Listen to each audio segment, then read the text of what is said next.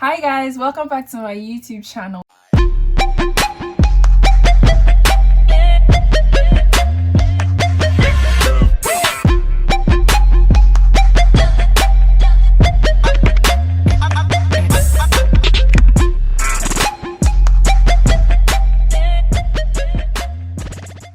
So it's been a really long time. It even looked as if I took a break, but I was working on a number of things, and those of you who follow me on social media are quite aware that yes, I moved from Ghana to the US for school. And recently I shared a little bit about my story on Instagram, and I had quite a number of people asking me so many questions. I felt the need to do this video just to share with you guys my experience and some of the things that I feel that you guys should know when applying to graduate school, or even when applying to school outside Africa, basically, or even in Africa, basically overseas. So wherever you are, if you're applying to school outside your country, I believe that some of these things I will be talking about today would help you. So today, as you can see, I'm not alone. I'm here with my housemate and my coursemate. Hi everyone.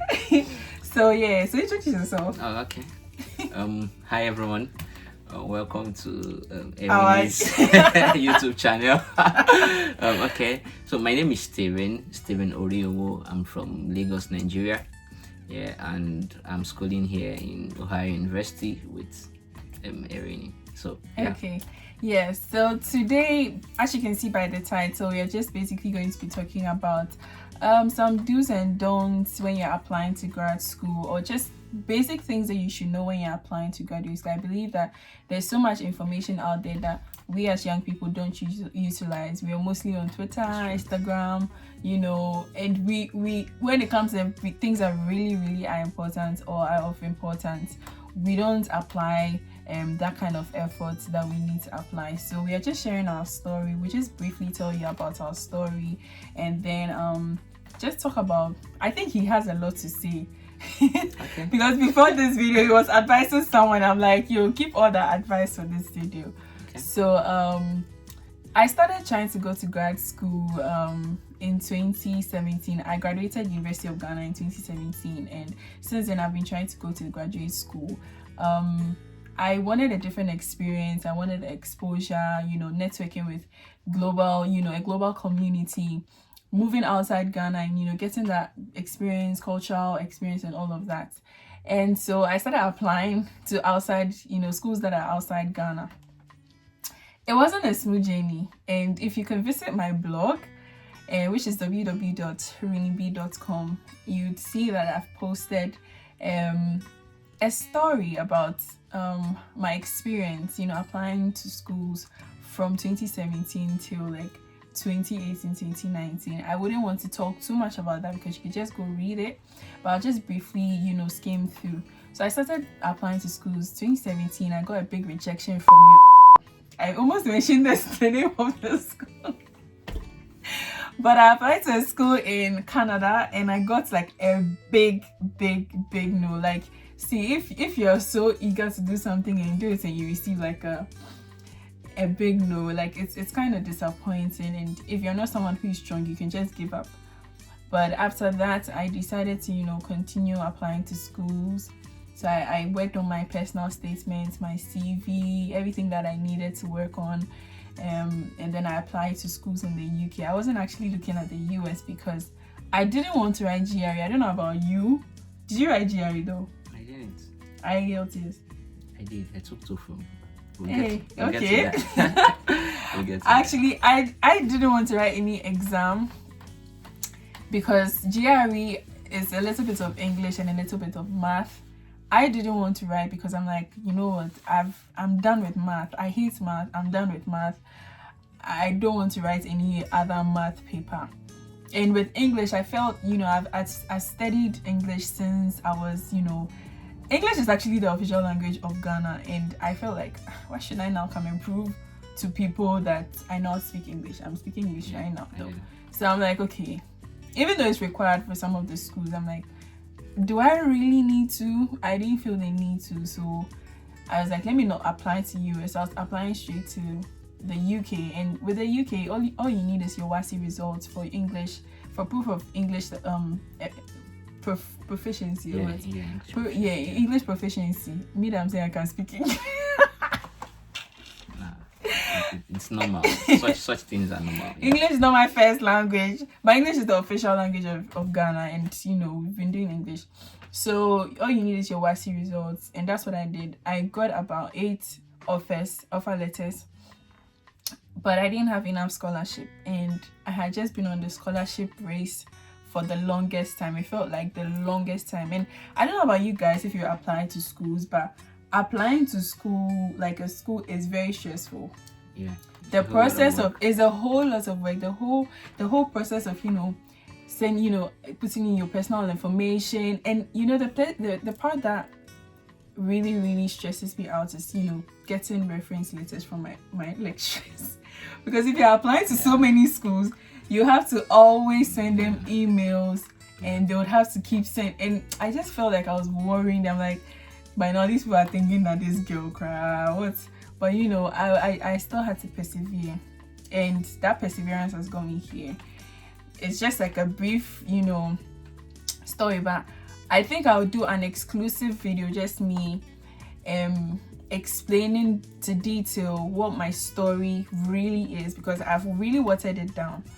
But yes, one thing I realized is a lot of you, so I'm just diving into some of the things that we can advise, or we can tell you the do's and don'ts about applying to graduate school. So I think I'll hand over to him to take this part. Maybe you can share your story as well, and then from there we go into the do's and don'ts, and just basic things that they should know when they're applying to grad school. Okay. Thank you, Irene. So my name is Steven, like I said earlier. So I graduated from University of Lagos, Unilag, in 2015. Yeah, about 2015. Yeah.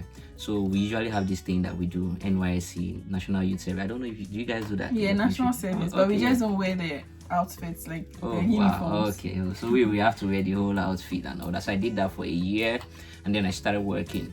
Since I started, I think since 2016, I desired to go abroad to school. Well, one of the reasons is because what's called employment in Nigeria is a very, very tough thing.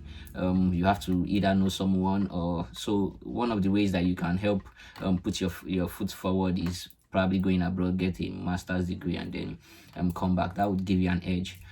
So I always desired that. So I tried applying to schools. I applied to schools in the United Kingdom, UK. I got some admissions, but yeah, like she said, scholarship was the thing.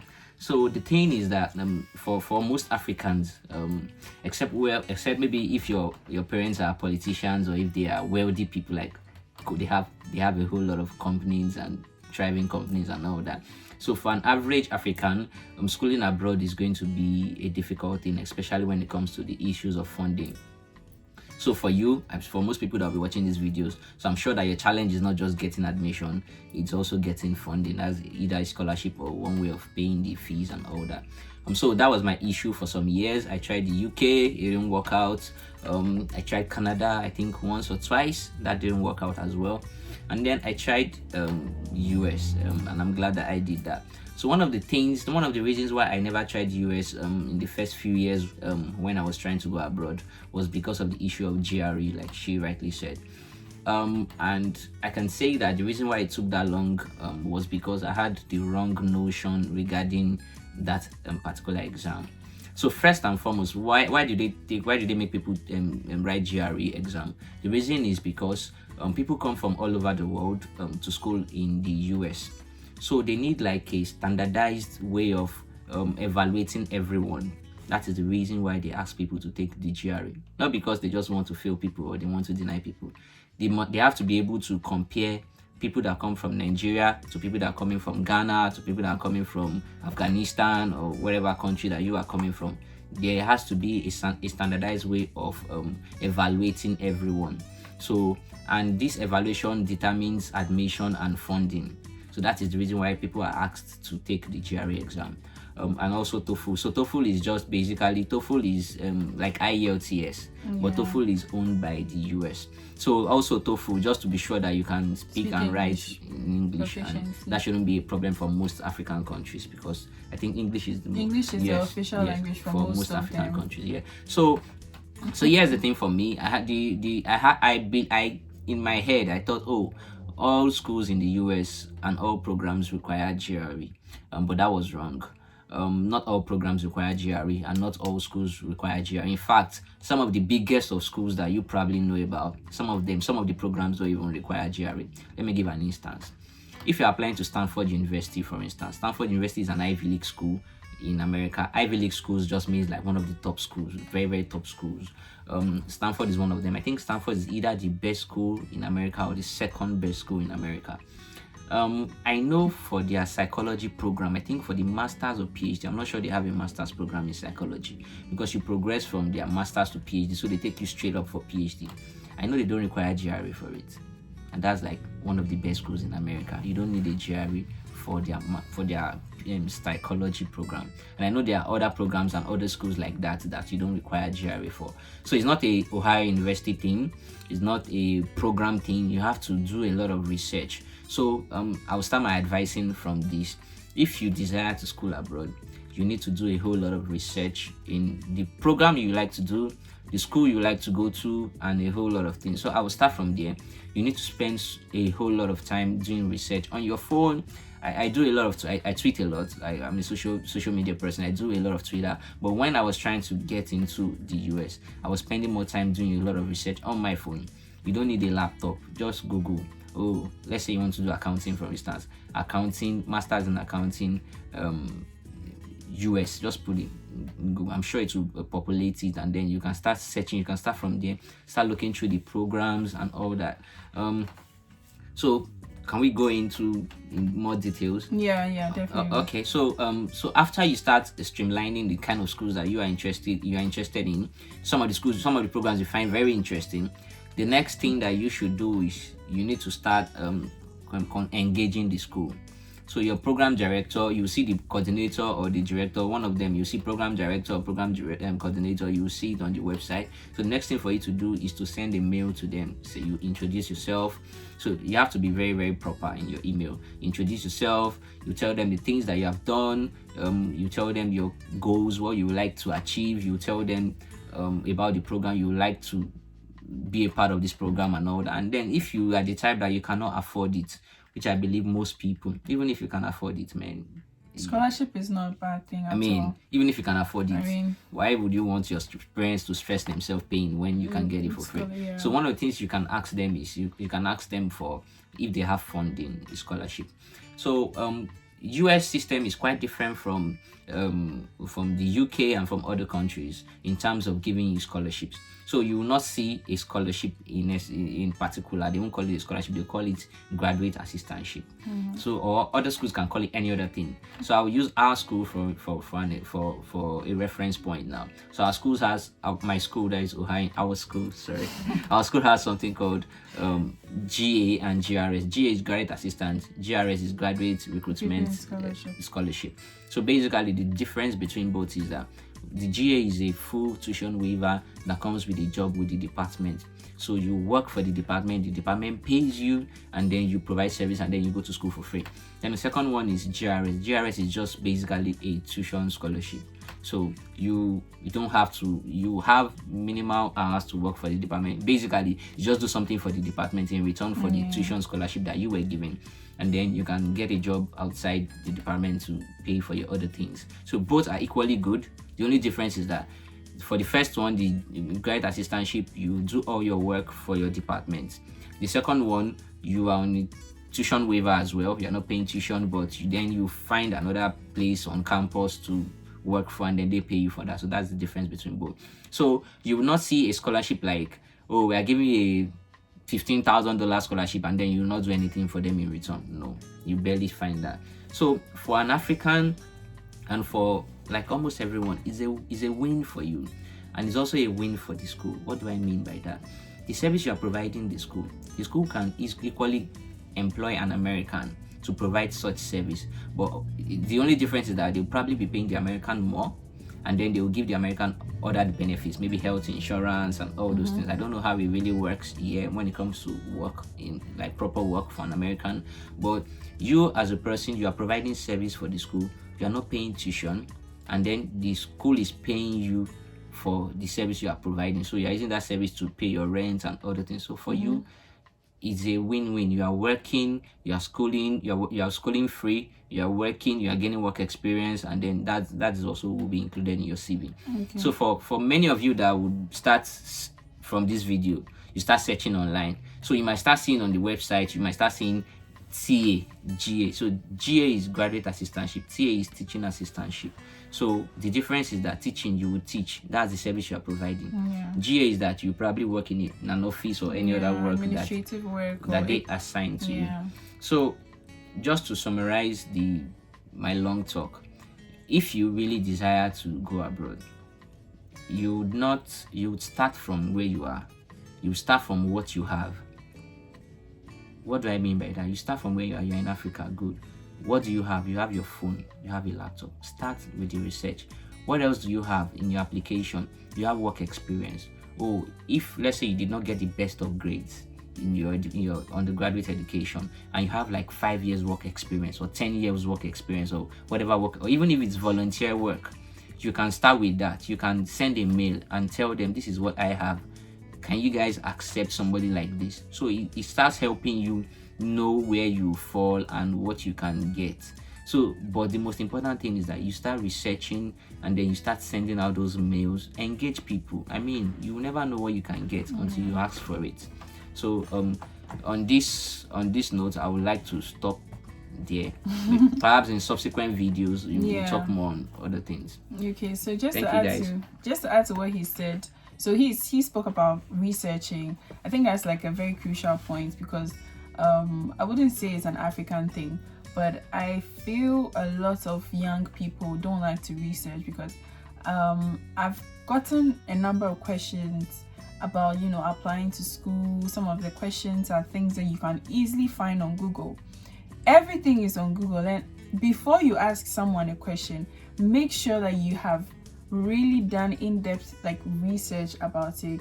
You've gone to Google, you've gone to whatever search engine there is, Bing or wherever, even YouTube. There's so much. If you're watching this, then probably you're a YouTube person, and there's so much information on YouTube. So please, before you apply, do your research. And also another thing too is apply to more than one school.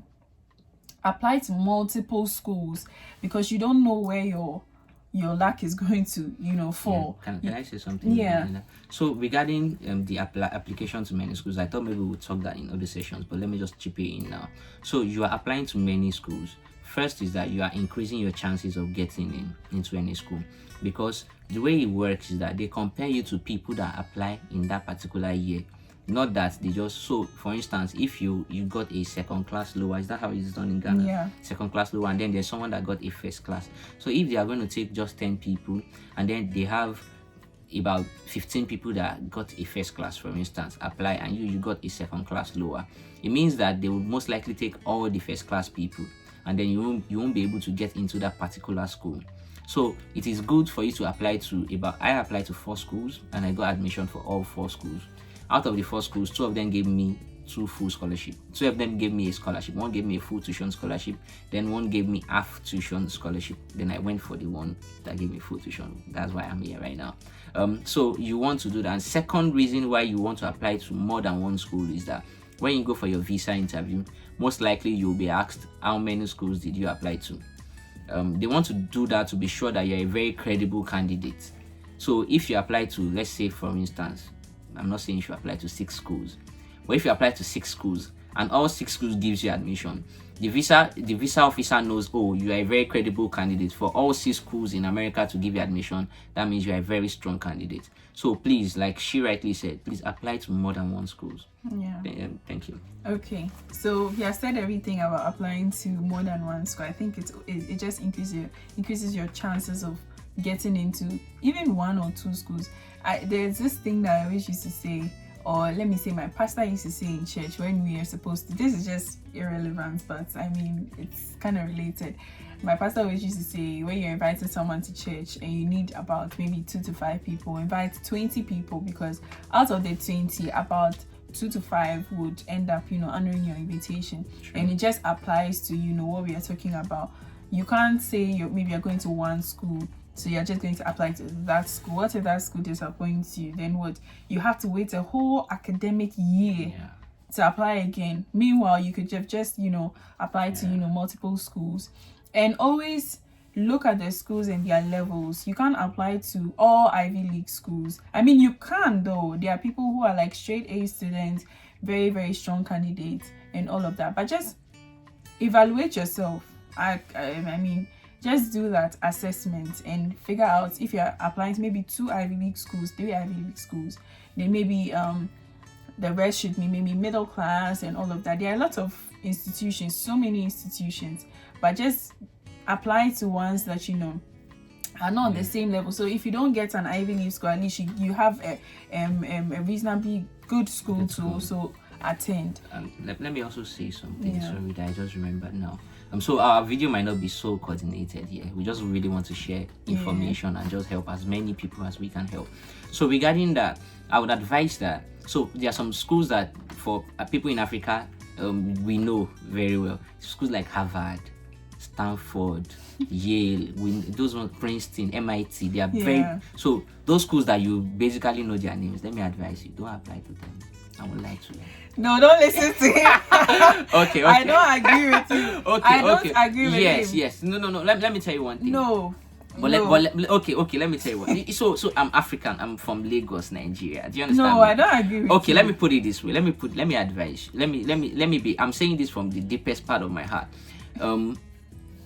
I wouldn't lie to you.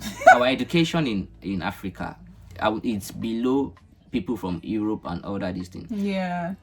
You can get into those schools. My friend is in Stanford University. Who is in Harvard. Yes, you can get into those schools. They are not better than you in any way. Do you understand me? But I'm saying that in a situation where it can be more difficult for you than any other person. Yeah. Second reason is that those schools are actually private universities. So most private universities don't get funding from the government.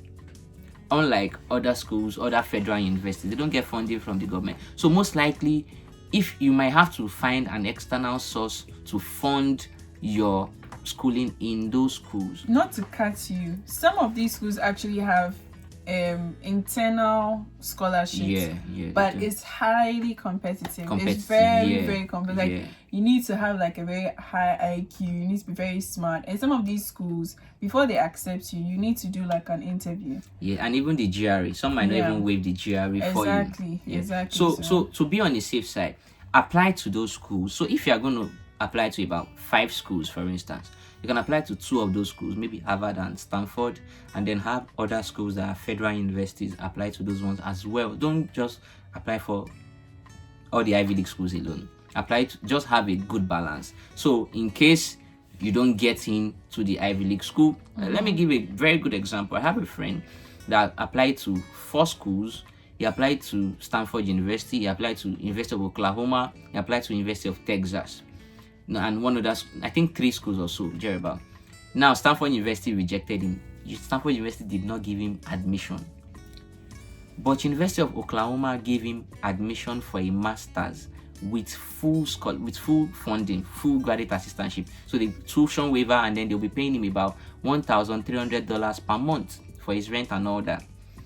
Now, after he got his visa for University of Oklahoma, I hope he doesn't watch this video.